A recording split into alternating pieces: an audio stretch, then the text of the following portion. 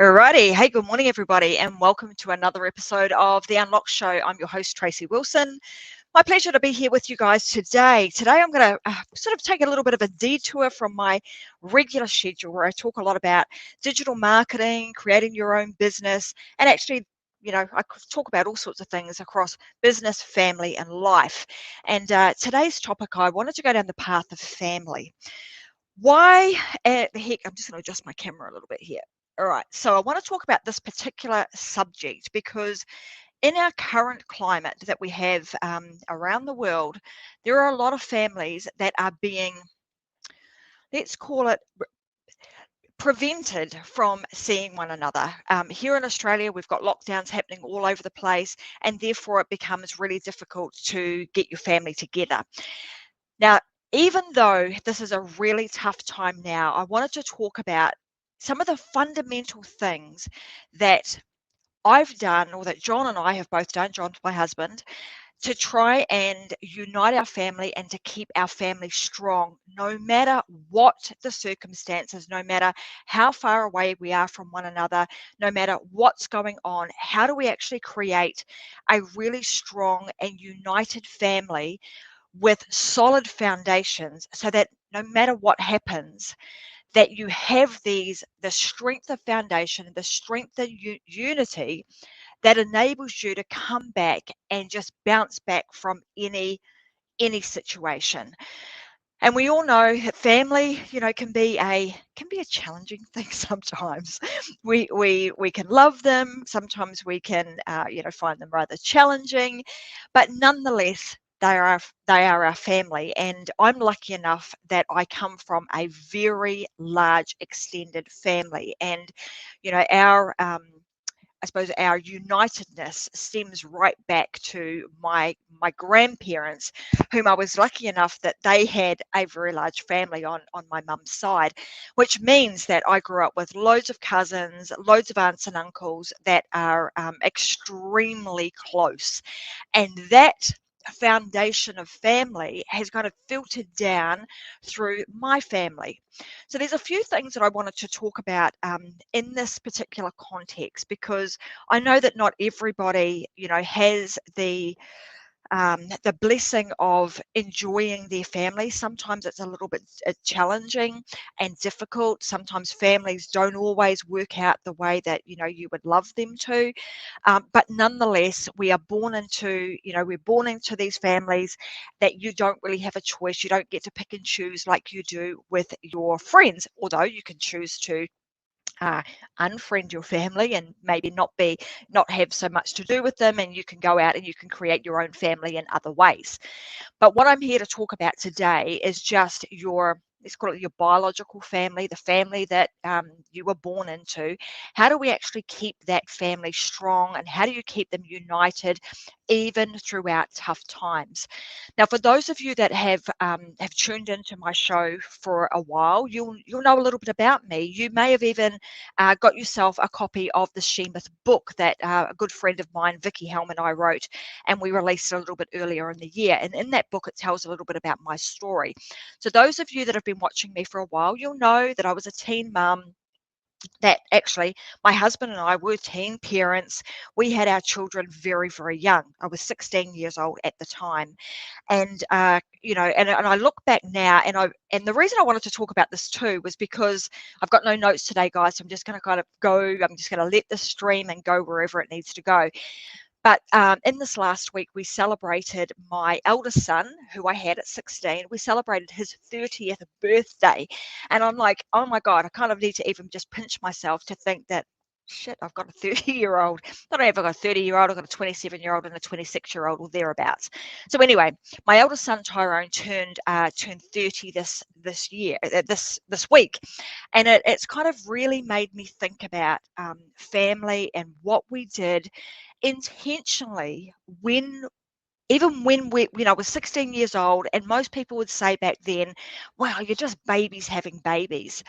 But regardless of how old somebody is, if you can still instill really good foundations and really good morals and ethics and values into your family. And if you do that right from the get-go, then you have the greatest opportunity to be able to bring little humans up into the world and help them become the best versions of themselves and the best version of humans that you possibly can, to enable them to contribute well into society. So even though John and I were really, really young, and we didn't really know, we didn't have any handbook. Nobody gave me a book that you even get today that said, this is how how you parent well, this is what you do. And of course, we've made mistakes along the way. We look to our, I'm going to say, to our elders, to our parents, to our grandparents, to try and take the lead from them as to what is the right thing to do and the way in which you bring your children up. And I'm so grateful to say that I had some really awesome role models around both John and I, from our grandparents, great grandparents, even, down to our parents and aunts and uncles, etc., etc. And in my culture, we talk about that it takes a community to raise a child. So I can certainly not take the entire credit. John and I can't take the entire credit for the way in which our children have grown up, because it has absolutely taken a community to do that. And I've got many, many people to thank along the journey of life that we had, that stepped up, helped look after our children when I wanted to go to work, look after them when we had different things on. So I'm very, very grateful for that, and I want to acknowledge all of them now, and they know who they are. Some of them, in particular, have often looked after our kids when they were little. Needless to say, I wanted to talk about the way in which John and I sort of intentionally went about doing things. So way back when we had the kids, we always knew that John was a pretty strict dad. He would, um, we would be very strict on what the kids would do, and strict in a way that we would have expectations of them in the way in which they would be respectful, they would use their manners, they would be loving, kind of, the kind of kids, that they would stick together. So I've got three boys, and the one thing we always said to them, I can remember saying this over and over and over again to them, is that no matter what, you boys have to look after one another. It doesn't matter what goes on in this world, you just have to make sure that you are always there for each other.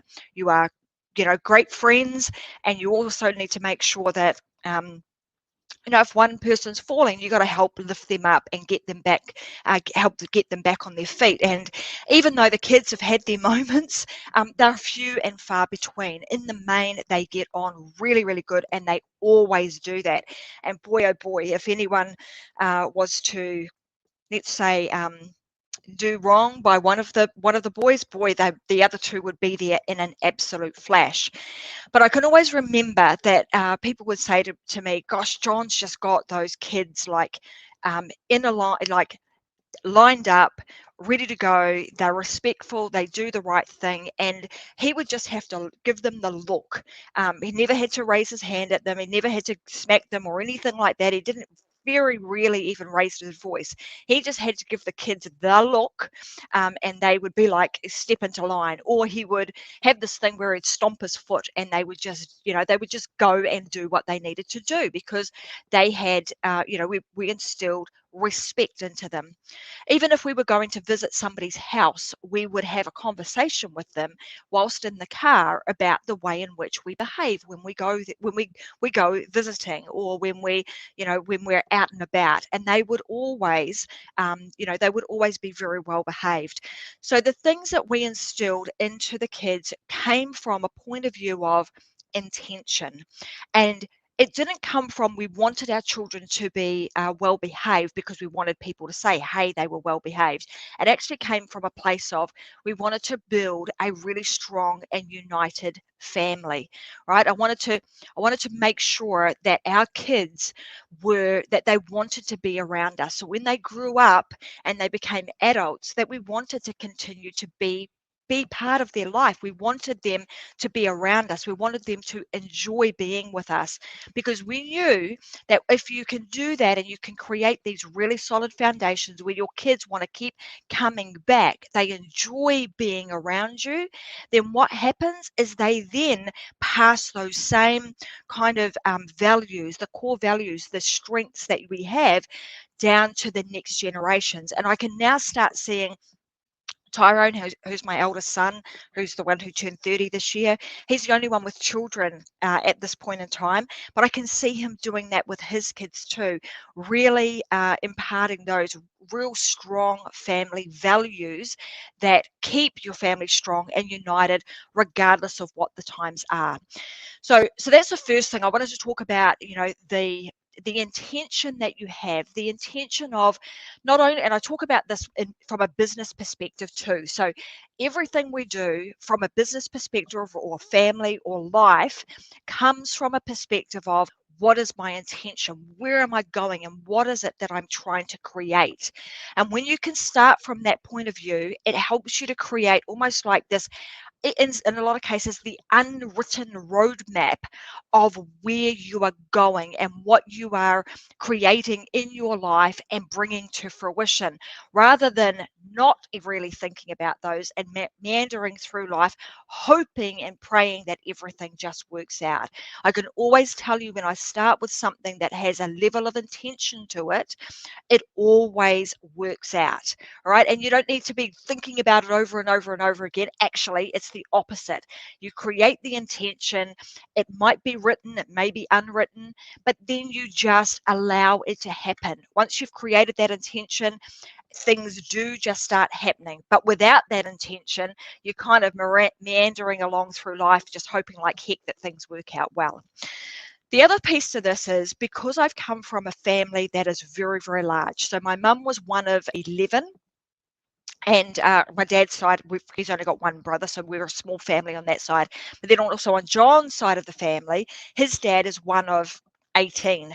So we come from really big families, and those families have both sides of where we've got the 11 and where we've got the 18, are very strong, united families. They have a lot to do with one another. Which brings me to this next part, because it's been very easy, and easy is not probably the right word, but it's been um, easier to bring your family together in years gone past. We are now in a situation where that is not always possible. So now most of my family, or a lot of my family, is still back in New Zealand. We live in Australia. The ability or the opportunity for us to be able to travel internationally is just no longer there. So in the past, we've been very much thinking about, how do we continue to unite our family? How do we continue to keep the family strong? And a lot of the way that we did that was through gatherings, bringing families together on a regular basis. Now, in my family, with my immediate kids, one of the things, again, that we've done intentionally is we have Sundays are family day. We have family dinner. I'm going to say 90% of the time we have it every single week on a Sunday. The odd occasion we don't do it, but we would catch up at another day of the week. So intentionally, we have gone out and created things, opportunities for us to bring our family together on the regular, because you know the saying, families that play together stay together. So we know that if we can do that on a regular basis, our family, my immediate family and my sister's family, we come together on a regular basis for family dinners on a Sunday. And that enables us to bring all the kids together. We sit around a table, we cook together, we eat together, we share laughter, we love one another, and we just enjoy being in each other's company. Now, that is just one way that we've created the cohesiveness and the unitedness within our family structure. The other things that we do is that we make sure that we play together. So we go out and we do fun things together, whether it be camping or inexpensive things that don't have to cost a lot of money, but you go out and you start creating memories, things that grandchildren will remember, nights that the kids will remember, that they can reminisce about for years to come. So that's my immediate family and some of the things that we do. And I'd love to hear, like, from you guys that are watching now, what are some of the things that you do in your family that help to keep your family strong and united, so that no matter whether it's tough times, good times, bad times, ugly times, you can always get things back on an even keel, and that you keep your family united. What are some of the things that you guys do? Let me know in the comments section, because I would love to know.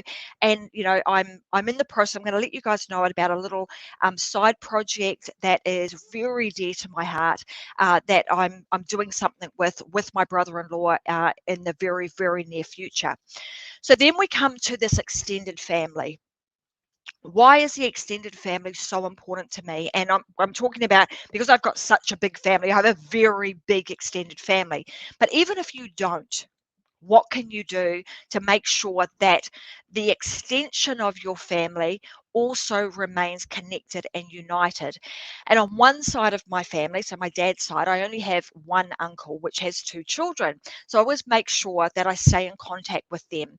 And over the years, as I've got a little bit older, my curiosity for sort of understanding where we come from, my family history, etc., continues to get the better of me. And that sent me on a bit of a pathway to trying to continue to build this strength and unite my family and understand the history and where I've come from. So that's led me back to England, which I've then found that I have this massive extended family in England, even though my dad has only got one brother. I have a huge number of second cousins, aunts and uncles that are also in England and that I never even knew existed. So that's been kind of fun and cool.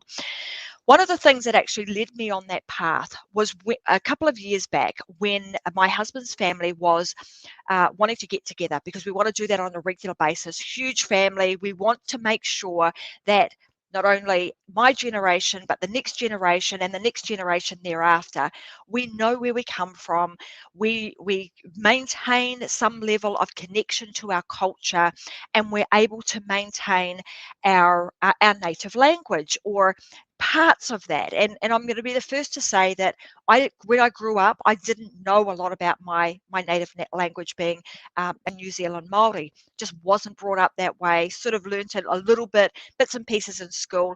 But as I've got a little bit older, I've become more and more interested in learning. Don't know a lot yet, but I'm interested in learning.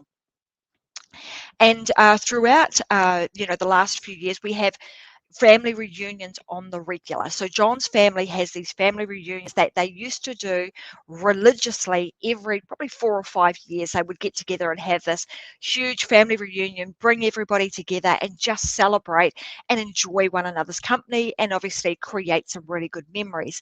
Back in 2019 was the last Wilson family reunion that we had, and it was freaking awesome and amazing. And I always love going to them. And I was lucky enough, being one of the in-laws, to be on the organising committee. And at the time, we were, because of this, the Wilson family has ended up being all over the world. We've got people everywhere. We were trying to figure out, how do we communicate with everybody, and how do we make sure that we can get as many people as we possibly can back to this family reunion. And given my experience in what I do for a living, which is I help people create an income and a life using the online world and using digital services. So it led me to think about, well, gosh, if I've got these skills, how can I use the skills that I have to help improve how we communicate and how we can bring all of our family members together? And that started me out on a bit of a passion project of pulling some digital processes together to help us do exactly that. And what it did for the Wilson family is it meant that the organizing process was was a lot simpler, a lot more streamlined, but it also enabled us to gather a whole lot more information and about our family. So we were able to gather, the births, who are the new babies that had been born into the family. How can we gather the information and learn a lot more about one another? And when we went to the family reunion, I started recording and started asking questions and interviewing all of our, let's call it elders, so that I could then gather all of that information and be able to put it inside of a digital portal, which would mean that I could continue to unite our family regardless of where people were. So it meant that even though people weren't in New Zealand, they were here in Australia or in the UK or in the US, they were still able to learn and participate in our family culture, in our family, recipes, information, etc., etc. They could learn about our family history in a way that meant that they were able to do it 24/7 if they wanted to. They literally logged into what we now call our family legacy center, and they could learn about their grandparents, their great grandparents, and anything else that we decided we would put inside of this particular portal. Once I did that for my husband's family, that then I was then talking about it with my family, and they were like, "Oh my God, I want one of those. Will you create one of those for my family?" That then led me to start thinking about, gosh, if that would be useful for my husband's family and my own family, perhaps that would be really useful for other families too, in the sense of being able to create a website. And these are some of the things that we're now doing with our family. We have family merchandise. Actually should have worn our family t-shirt, but we have our own logo and our t-shirts that we wear with pride, regardless of whether or not we're at a family event. We wear them when we're walking down the street because we're proud of who we are and where we've come from. So we've very much created an environment where we're proud to be part of our family. We were proud to be associated with one another. And when you start to instill those kind of values, that level of pride, that level of respect, the level of love, that then not only happens within your family community, those people then start to do that with society, with other people that they know. So in this current climate, where unfortunately people are being divided through some of the things that are going on, and I don't need to talk about them, it's just that's what's happening. It's really started to get me thinking about, what can I do? How can I help bring love, laughter, respect, values back into society? And it's really led me back down the path of this project that I call Project Unite Us, right? So it's Project Unite Us.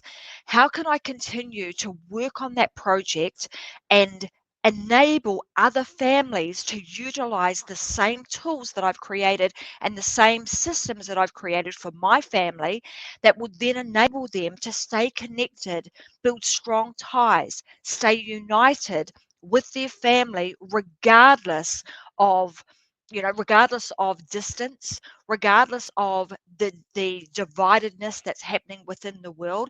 How can we do that? And it really has dawned on me that it starts with family, and it starts with just one person in that family who steps up to be what I call the legacy builder, the person who is.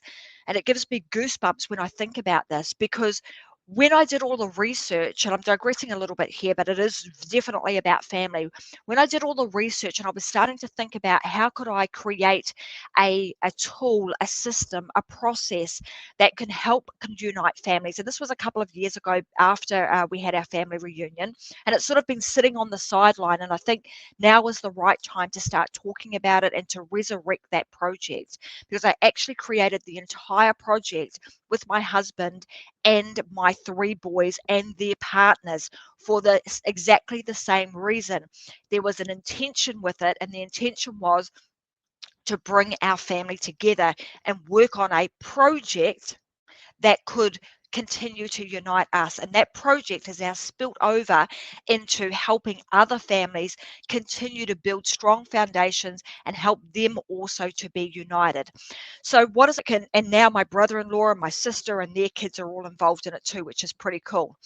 So this process of what's going on now in terms of the dividedness within the world, I really feel like this is the right time to resurrect the Project Unite Us project and create that mission and create some momentum about bringing families back together. Because like I said, once you do that and you can create those strong bonds, connections, etc., that then spills over into society, which we, goodness me, we need right now. We need that more than ever. It's just for people to be respectful, to love one another, to be mindful that everybody has their, has choices, that everybody is different, and to embrace everybody's uniqueness and their differentness. We need that in the world. We don't want to be all the same, all following one agenda, so to speak. The other thing I was going to mention was that when I started doing the research on families, and what we're seeing, or what we've seen in the past, is that family migration happens. What do I mean by that? What I mean is that families grow up, they start to migrate to other countries, they marry into different cultures, so on and so forth, just like I have with my family. When, 16 years ago, we decided that we would migrate from New Zealand and come to Australia. What I've seen once I started to do this research was that as you as that migration starts, it happens with one, right? So it was happened with John and I. If we don't continue to share our family culture and our family history, after just 3 generations, that family history and that family culture gets lost. It gets so diluted that the children 3 generations down no longer see themselves as being part of that culture. So, for example, I want my grandchildren to continue to say that I'm very proud to have Maori blood running through my veins. I want them to say that. I want them to be proud of their Filipino heritage, which their mother is from. I want them to be proud that they have connections and ties back to England. I want them to know and understand that they're also Australian. But if we don't continue to share that history and share that information, after just 3 generations, it is gone. The stories, the history, the legacies of what you are doing right now, once you're gone off this earth, 3 generations down the track, unfortunately, you will be forgotten. Not because they want to forget you, just because there is no literature, there's no presence of you anymore on this earth. So one of the things that I wanted to make sure I did was to help families create a place, a portal, a legacy builder that would enable them to share their information, share their great stories, share their history, their culture, the stories of their ancestors, understanding and knowing where they've come from, so that they feel proud of who they are and where they come from, and that they can continue to be proud of that, and that level of pride continues to be disseminated down into the next generation and the next generation and the next generation. And by doing that, my hope is that we continue to birth, grow, nurture really, really good human beings into this world.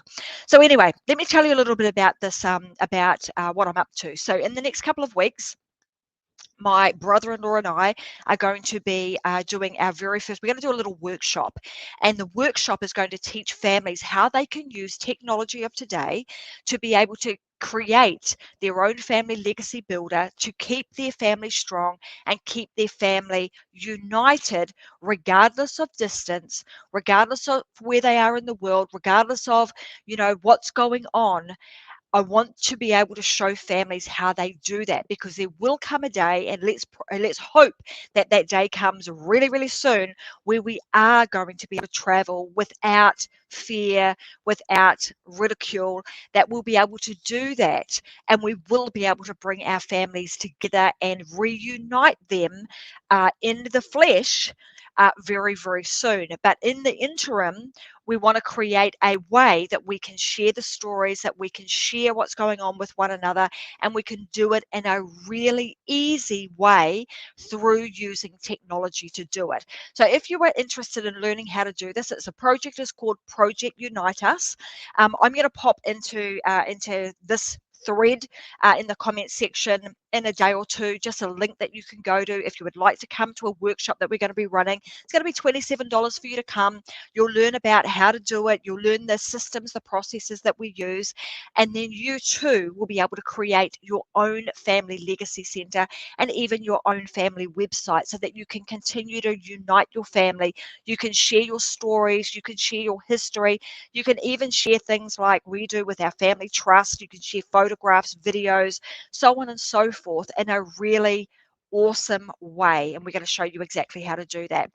So anyway, that being said, today I wanted to I'm going to give a shout out to my son Tyrone. Happy birthday for a couple of days ago. Actually, the 13th was his birthday, which happens to be my lucky number. Just a little side tidbit for you. 13 is a lucky number for me, and I wanted to share some of the things that we do with our family to keep us strong. And I'm just seeing that a couple of people are here, a few of you guys are here today, you're watching.